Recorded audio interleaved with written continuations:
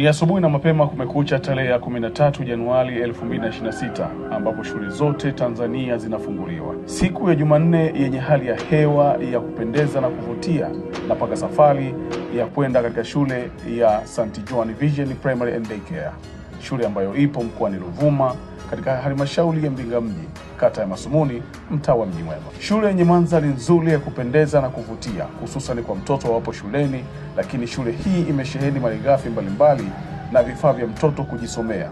Hapa napata bahati ya kuzungumza na mmoja kati ya walimu wa taaluma ili atupe sifa ya shule hiyo kuanzia mtoto mpaka mzazi.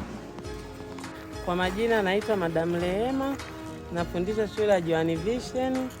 Shule ipo Mji Mwema, kata ya Masumuni. Shule yetu ina mazingira mazuri, michezo ya watoto, pia ada zetu ni nafuu, unalipa kidogo kidogo. Sikuishia hapo, bali nilimtafuta mwalimu mkuu anipe machache ya shule ya St. Joan. Kwa majina naitwa Mwalimu Vincent Ndunguru, ni mkuu wa shule hii ya Joan Vision.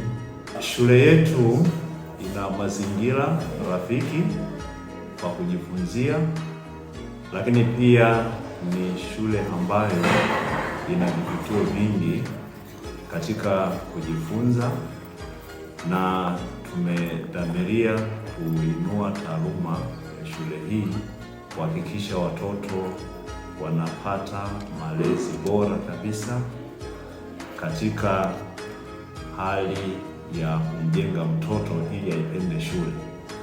Lakini pia kwa wazazi ambao walikuwa na wasiwasi juu ya shule yetu ya Joan Vision, nipende kuwakaribisha katika shule hii, maana shule hii sasa tunapoongea inafahamika sehemu nyingi sana.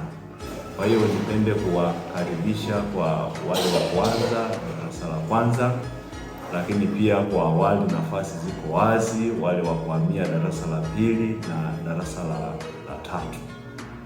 Sasa hapa ni baadhi ya sehemu ya mazingira na madarasa ya watoto wa Joan Vision, ikiwemo na vifaa vya michezo. Tafadhali furahia mazingira haya uwapo St. Joan Vision kwa kumleta mtoto wako.